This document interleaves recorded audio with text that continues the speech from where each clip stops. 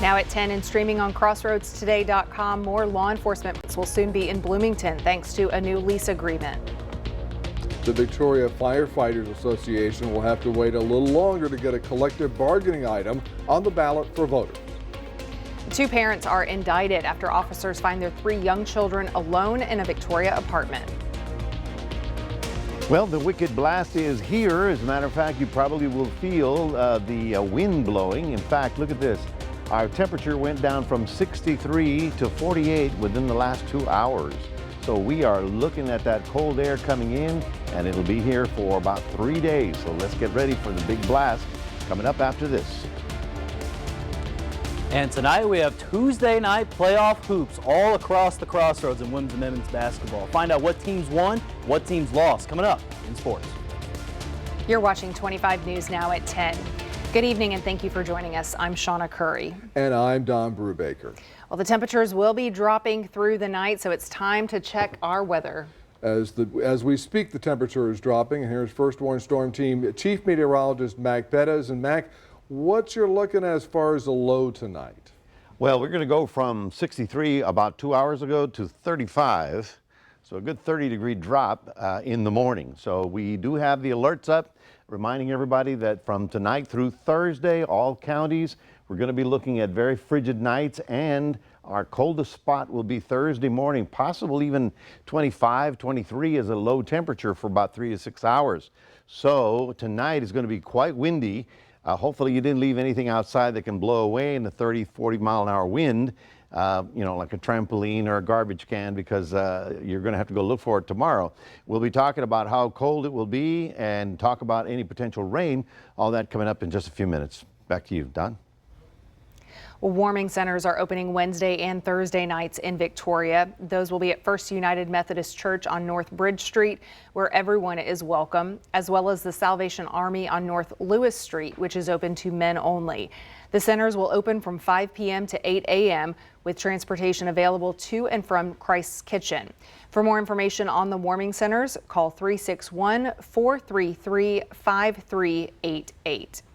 Well, from flooding to freezing temperatures, states of emergency are now in effect for at least 3 states due to storms. And it comes just days after historic flooding in Kentucky, West Virginia, and Virginia that created deadly conditions. Here's the latest report as temperatures are headed down to historic lows in some parts of the U.S., creating immense concern in communities that are still reeling from floodwaters. First came historic flooding. This past weekend's storm dumped more than a month's worth of rain across parts of Kentucky in less than 24 hours, resulting in 12 deaths. Eastern Kentucky is still experiencing it at a level that most other parts of the state are not.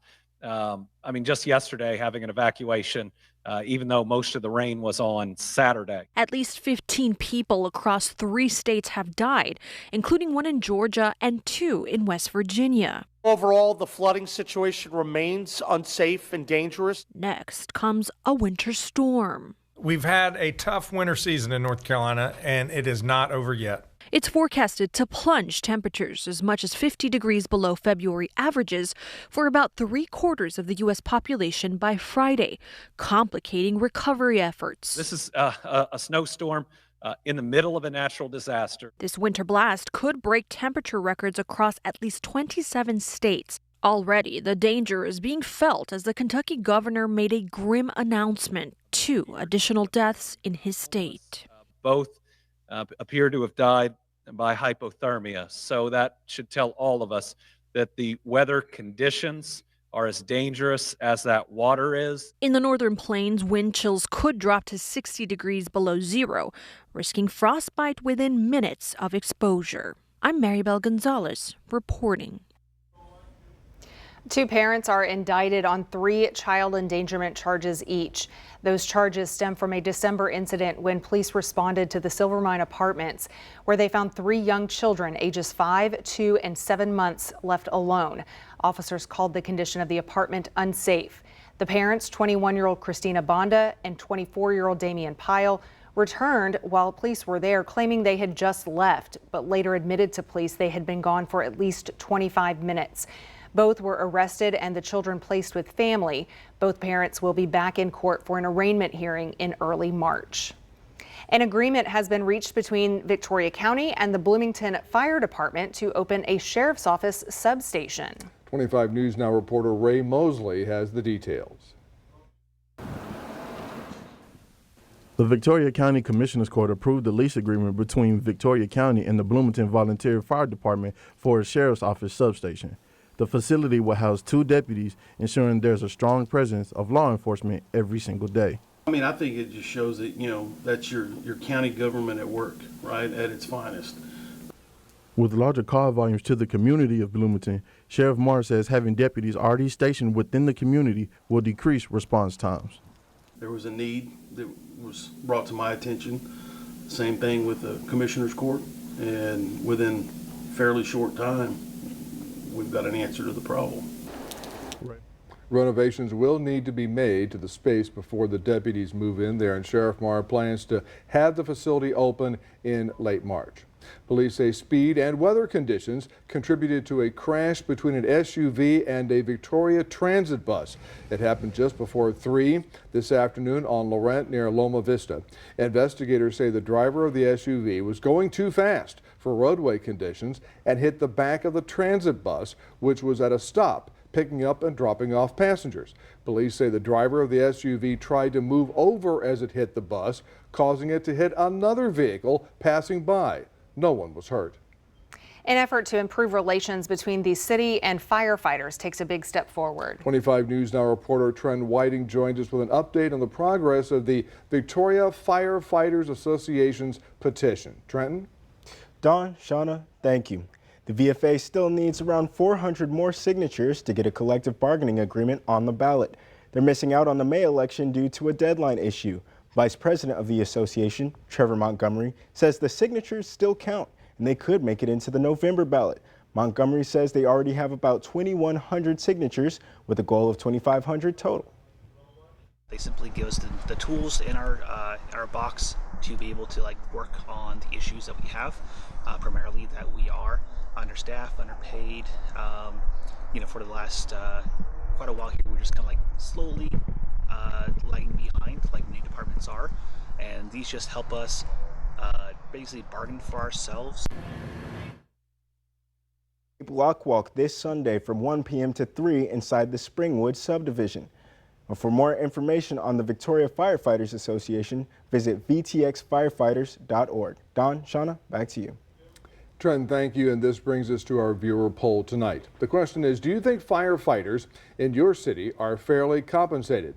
Yes, their pay and benefits are fair, or no, they deserve more. Overwhelmingly, and the numbers keep growing for no. The firefighters in your city are not fairly compensated right now at 76%. We want to hear from you. Visit crossroadstoday.com/vote to take part, and we thank you for voting. Domestic violence is up in Texas. Survivors and supporters hope lawmakers will take action. To read the full Texas Tribune article, visit crossroadstoday.com.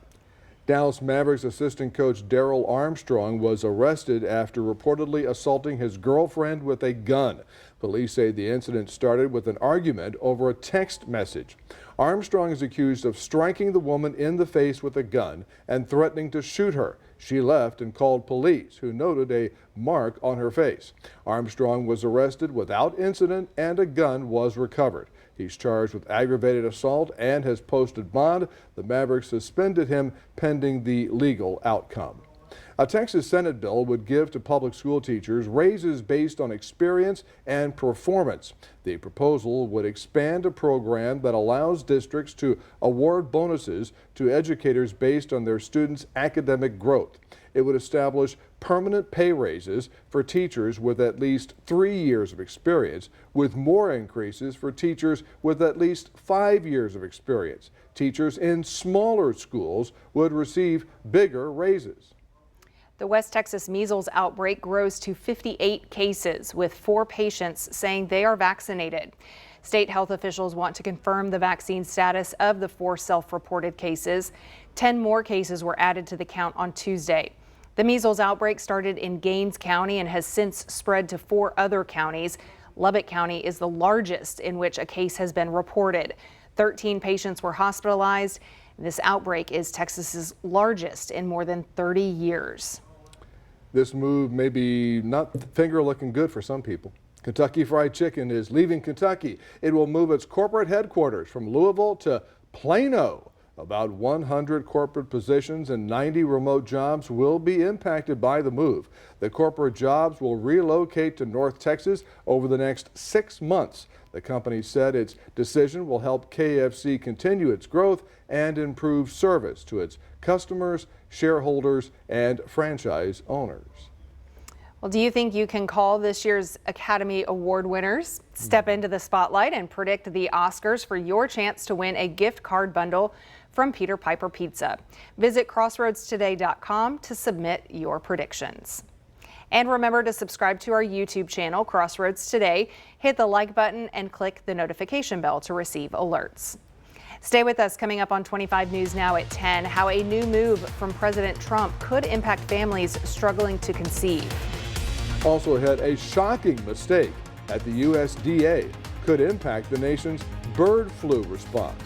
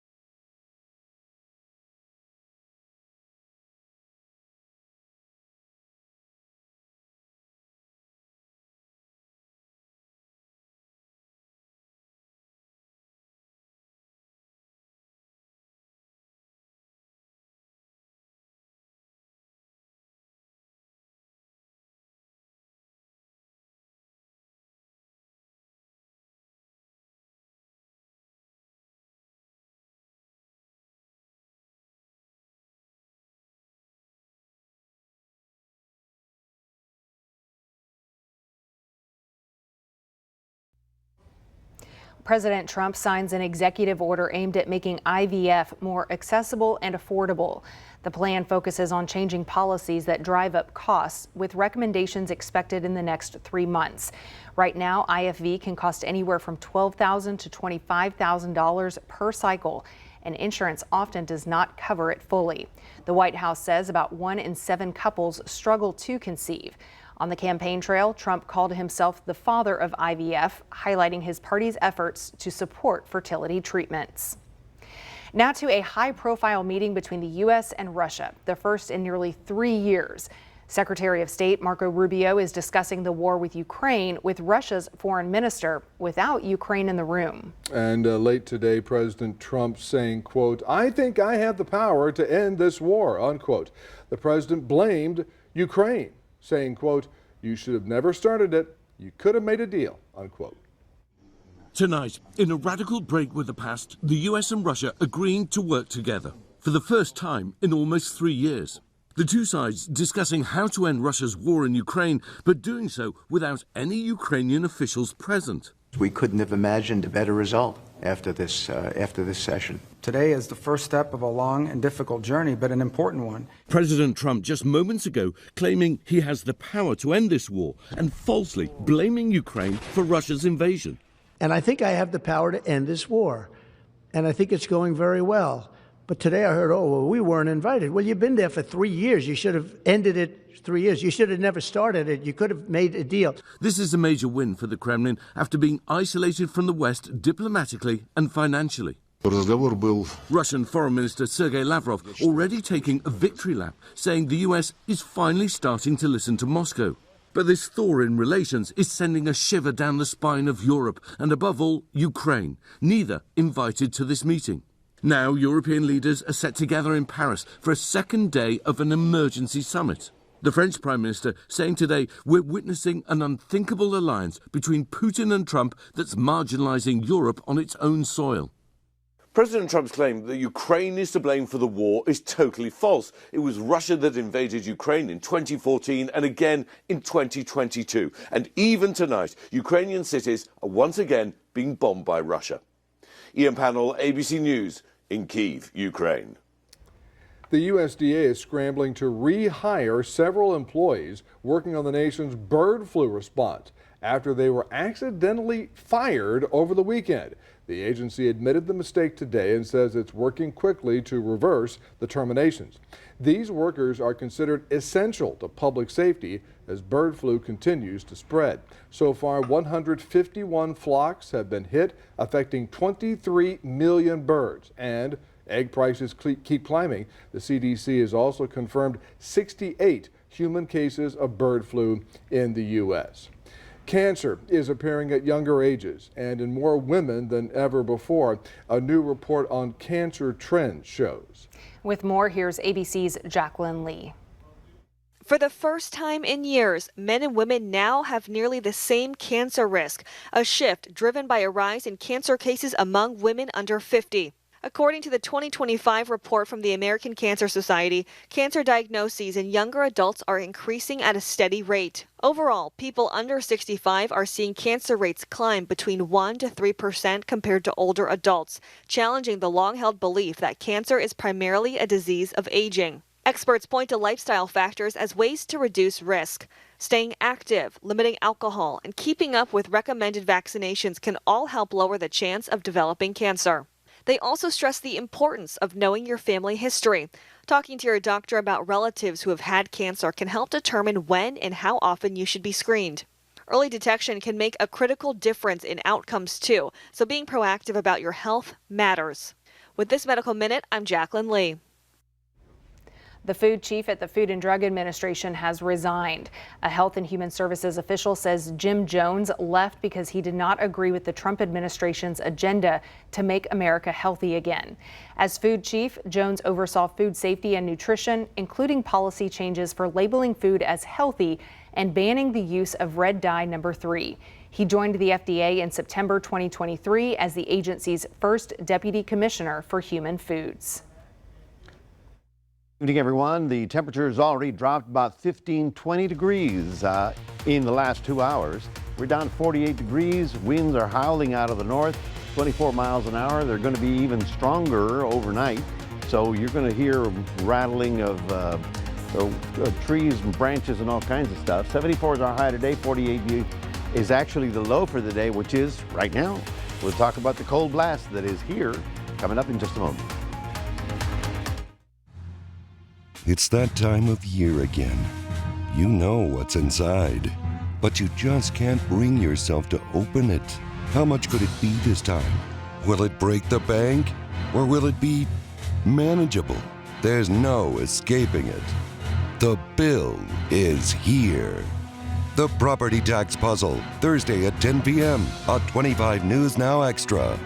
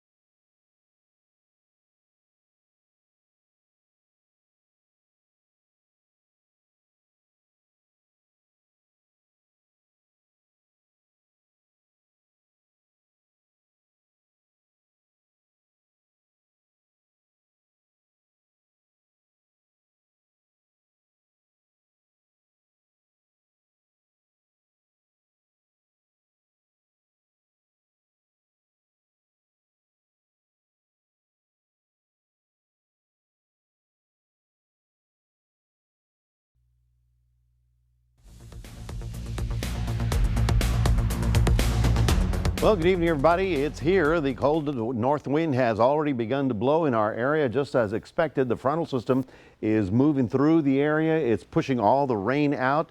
We're going to be actually looking at clear skies tomorrow, sunshine, but you're going to feel kind of a refrigerator wind blowing through the area. The rain is pretty much ending now as the drier air starts rolling in, and you can see future winds. We're looking at 32 to 24 miles an hour right about now. As we go through the morning hours and through all of your Wednesday, we're still looking at 25 to 35 mile an hour winds. A couple of gusts are possibly stronger than that. Anything that could blow away in a big wind is likely to blow away tonight, so you better go either put it in the garage or bring it in or something, because even garbage cans are going to be floating around with this kind of wind blowing through the area.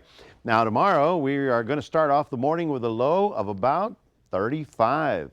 So yes, the north wind has come. It is going to be on top of us for about 3 days. So all of Texas, all the way up and down, is going to be dealing with the big blob of cold air moving south into our region. Here are your forecast lows for the next few days. 34 tomorrow morning, then 25 on Thursday morning, 34 Friday, 38 Saturday, a little warmer as we get into Sunday, but you can see right here, the cold air is basically coming from the Canadian prairies all the way down into the crossroads, and obviously we have all kinds of watches and warnings. Now we have not only a wind advisory, but we also have a freeze watch. We also have winter storm advisories, because the temperatures in San Antonio and Austin are going to be below freezing tonight, but tomorrow night when we're cold, they're going to be about 15 to 20 degrees. I mean, it's going to be bitter. So again, that north wind's blowing in, arrived just as expected. Low temperatures will be very cold tomorrow night as that cold air continues moving in. As a matter of fact, we'll go from Wednesday night into Thursday morning, right about there. And there you see it, 26 for us, 26 in Ganado, 26 in Goliad, 24 in Nixon, 23 in Hallettsville, 23 in Gonzales. So this is going to be Thursday morning. Bottom line is, for your pets, your pipes, your plants, all of those things, we need to shelter up and take care of them, because obviously this is a hard freeze. Now, the good news, there's no ice, there's no snow. It's going to be dry, very dry over the next couple of days. And as we look at the forecast tracker here, you can see here we are right about now. Well, what happens to the rain? Well, it blows away because that dry air is coming in, and you can see we may have some clouds early in the morning, but by the rest of the day we've got clear and cold conditions all the way into Thursday morning and all the way probably into Friday. By Saturday, the Gulf air starts rolling back in, and we may get a little bit of moisture around the area, a tight little bit of rain. Now watch this. See how the cold air made it all the way down to your house? Well, look at this. In Oklahoma, it's 7 right now, and in Sioux Falls, it's -4. So it could always be worse, you know, right? Tomorrow morning, 38 in Port Lavaca. Can you believe it? 44, the high temperature, and it's that gusty wind that's going to bother you all day long. Cuero, you're getting down to about freezing tonight, and then up to about 39. That's your high temperature tomorrow. So we are definitely in the hats and warm mittens kind of situation. So the front is here. The cold, windy weather will begin tomorrow. Will be with us tomorrow, again Thursday. Friday, the Gulf air sort of rolls back in, and that is going to help moderate the temperatures a little bit as we get to the weekend. That's your 7-day forecast. Reminding everybody, we do have a QR code. Love for you to scan that and put Crossroads Today on your phone. And here's Max with sports. You're still talking basketball, right? Yes, we are, Mac. Again, we have a lot of playoff hoops happening all across the Crossroads after the break. I'll tell you which teams got those wins and which teams got the losses tonight. Coming up in sports.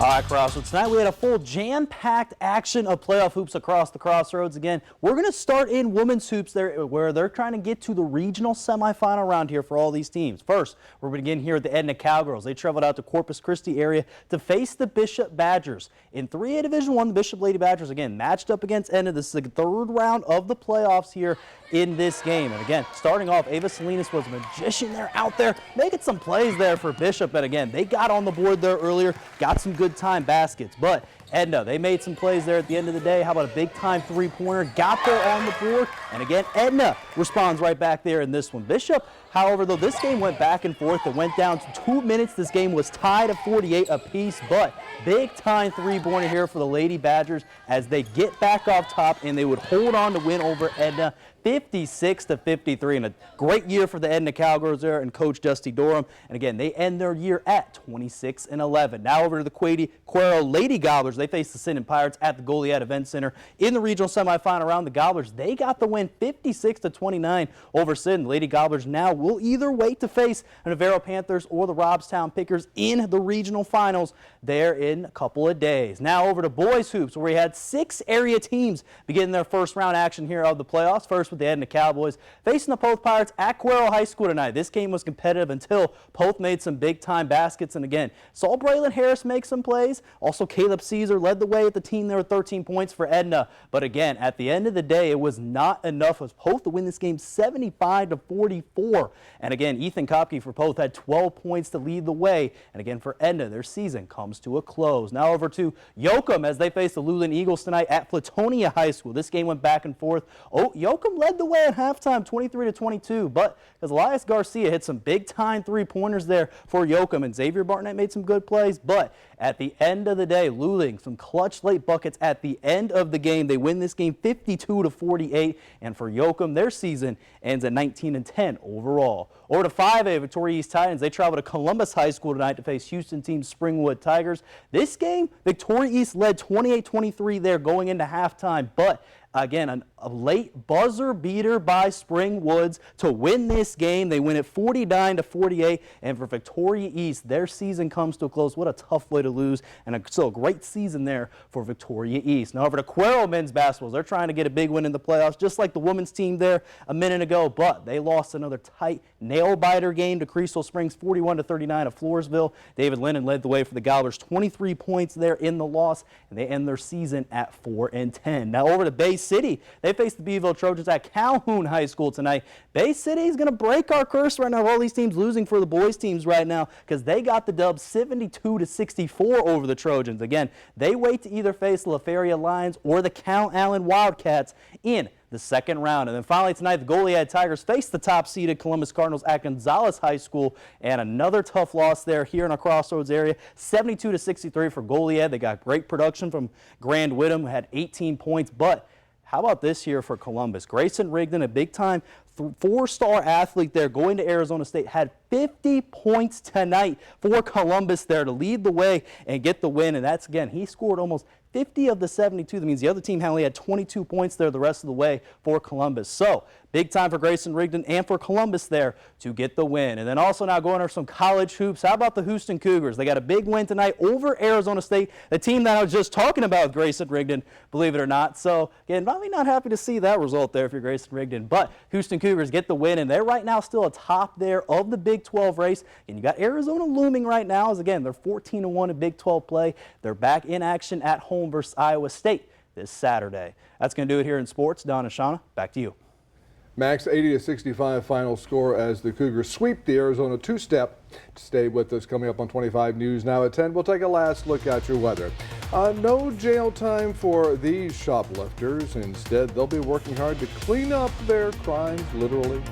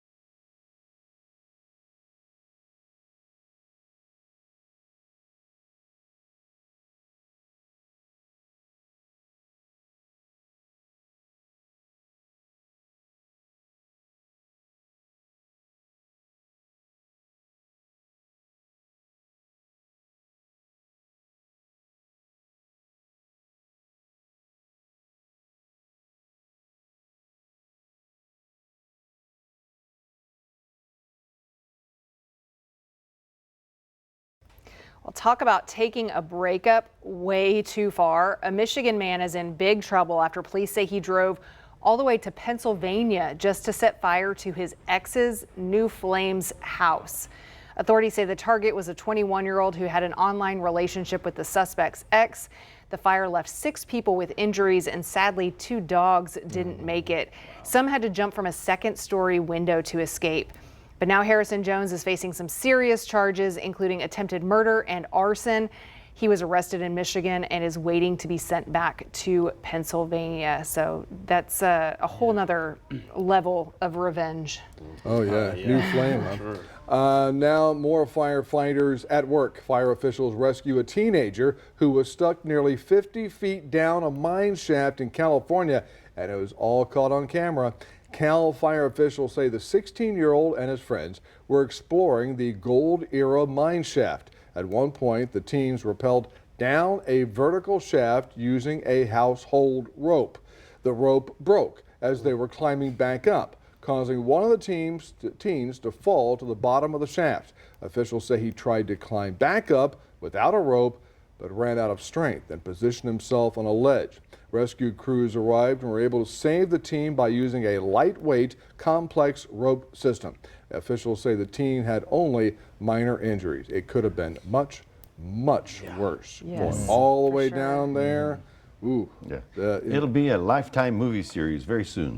Yes. And fortunately, that young man does have a lifetime, because otherwise, To think about that. To think about that. What are we thinking about with all this weather coming in right as we're speaking? It's going to be a windy night. You're going to be hearing a lot of windows rattling and awnings shaking and probably trash cans blowing down the street, because we're looking at 30 to 40 mile an hour winds overnight and through most of tomorrow.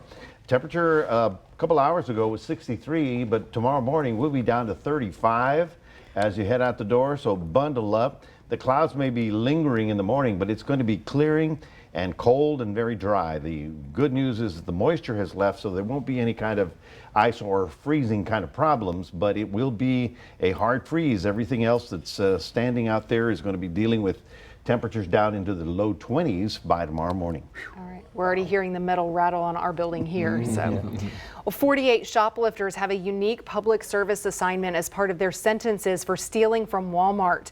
The convicted shoplifters will work at a free car wash over 4 weekends this spring. The hope, the punishment will deter future crime without sending more people into the overcrowded county jail. Each person received a fine equal to the dollar amount of recovered merchandise. Pretty interesting way to hand down a sentence. Work it out. Yes. 25 News now at 5 a.m. Jimmy Kimmel Live starts now.